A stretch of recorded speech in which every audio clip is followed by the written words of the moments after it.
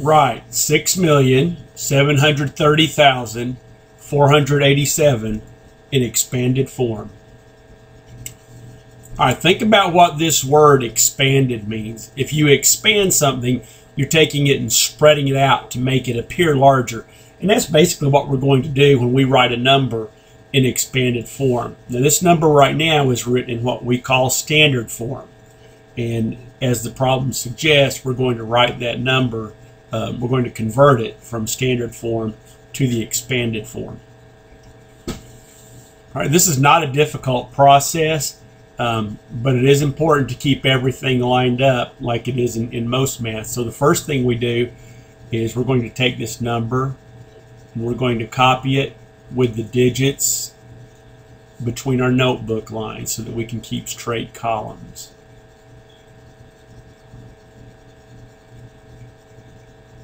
And the commas go on the lines, not between the lines, because commas are not a place like ones, tens, hundreds, and so forth. I'm going to start in my greatest place, which will be the place furthest on the left. And we'll start with our 6. This 6 is in the millions place, so it has a value of 6 million. And that's very easy to write. We'll just go 6. And then, of course, we can change the rest of these to zeros.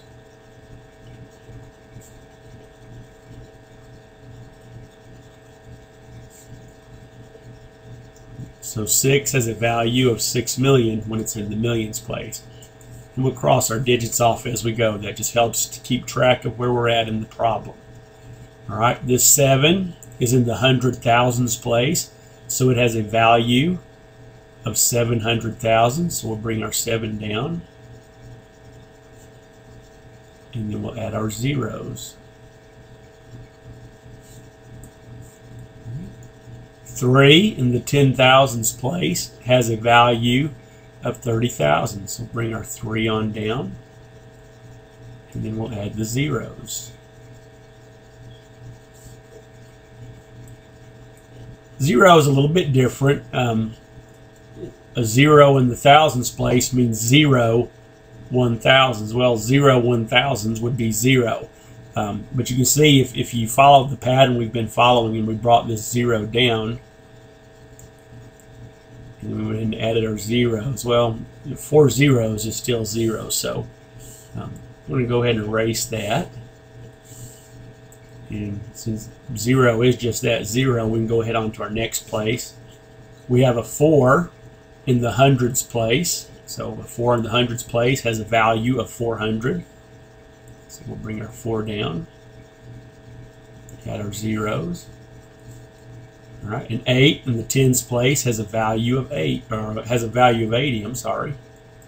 We'll bring that 8 down. Add the 0. And finally, we have a 7 in the ones place. So 7 ones is 7. All right, our next step is we're going to take each one of these numbers where we found the value of each of these digits, and we're going to write it so that we're presenting this number as the sum of these digits. So we'll go with our first number right here, 6 million.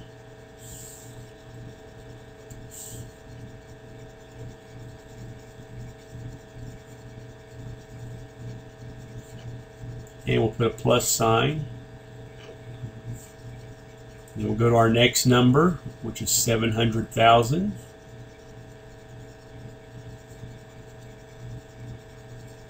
And a plus sign.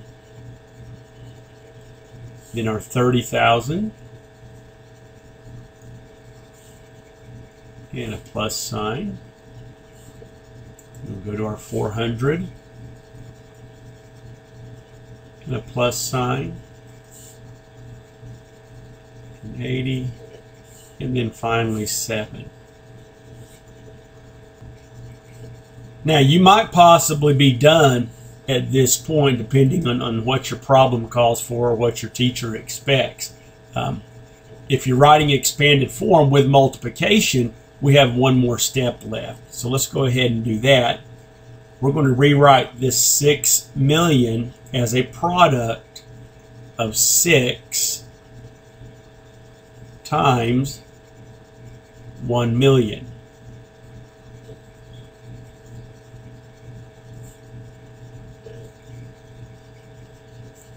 We'll add that up, or we'll put a plus sign. I like to set these off in parentheses. It just makes it easier to read. And 700,000 would be the product of 7 times 100,000.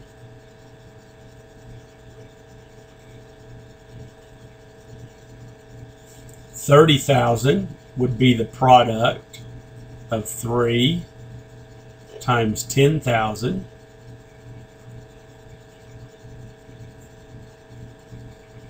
$400 would be the product of 4 times 100. And we're going to have to go to the next line to finish this up. 80 would be the product of 8 times 10. And then finally we have our 7, which would be the product of 7 times 1.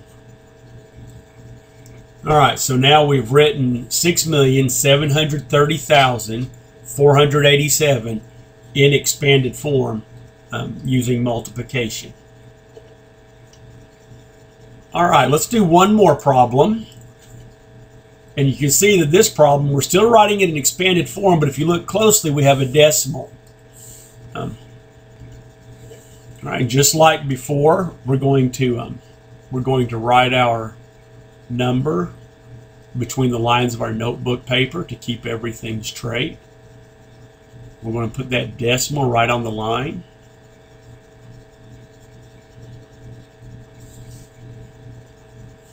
All right, and something I like to do when I work with decimals is I like to draw a line right down through the decimal and extend it above and on down below the number. And what this does, this helps me to understand that everything on the left side of that decimal is on the whole number side. Everything to the right of the decimal is on the decimal side. These are all decimal places, or we might call this the part. It doesn't matter how many digits I have on the right side of the decimal. This side of the number is always equal to something less than one whole. All right, now our whole number side of the problem, we're going to work it just like we did the last problem. We'll start with our 4 because it's in the greatest place. And a 4 in the hundreds place has a value of 400, so we can bring this 4 down. And then we can convert, or we can put zeros in these places until we get to our decimal point. An 8 in the tens place has a value of 80.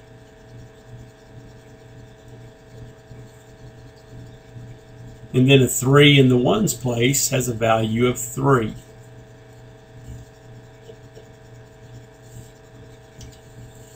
Now we're going to do it a little bit differently on my decimal side. Okay? Each one of my decimal places represents a fractional amount, so we're going to represent it as a fractional amount. I've got my tenths place, my hundredths place, and my thousandths place. So we'll start right here at the tenths place.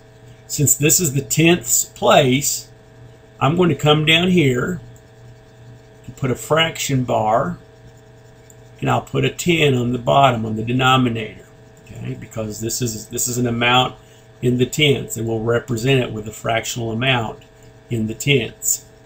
Coming over to my 7 is in the hundredths place. So we'll come on down here and we'll represent this column as a fractional amount in the hundredths. So our denominator will be a 100. Our 2 is in the thousandths place. So we'll come down the column, we'll put another fraction bar, and since it's in the thousandths place, we'll represent it with a fractional amount in the thousandths. All right, now we've set our problem up to work the decimal side of our number. Let's go to our 4/10 right here, our 4 in the tenths place. And all we have to do is just bring that 4 down. So 4/10 written as a fractional amount would be 4/10.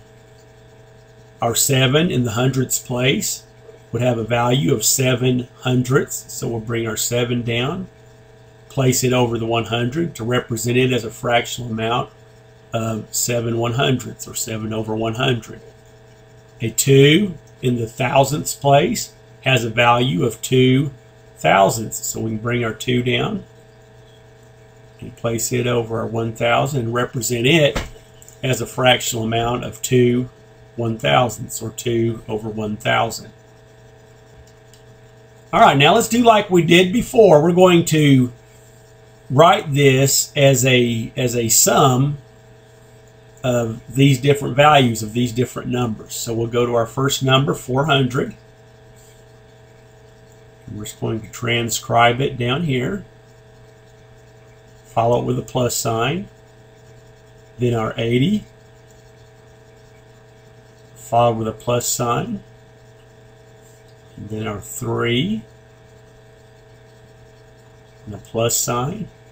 All right. Then we'll go to our first decimal place, which we represented as 4/10. And we put it right here, followed with a plus sign.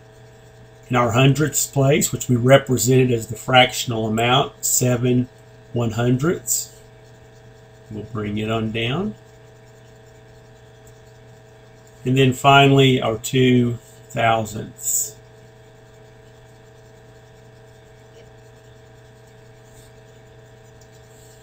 Now, like before, depending on what your problem calls for or what your teacher expects, you might be done now.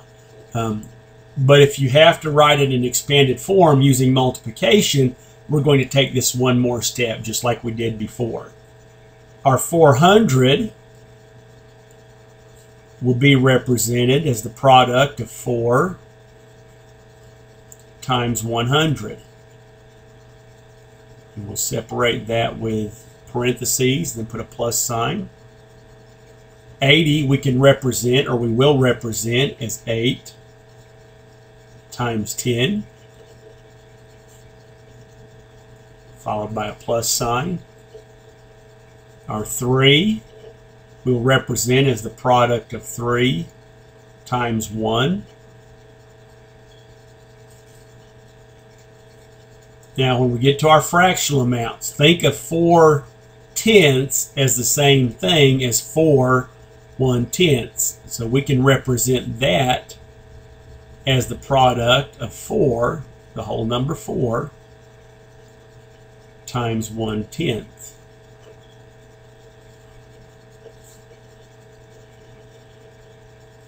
Our 7 100ths we're going to represent as the product of 7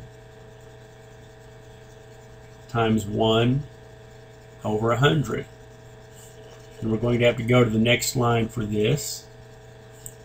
2/1000 we will represent as the product of 2 times 1/1000. All right, I hope this has been helpful to you, and I hope you have a good day.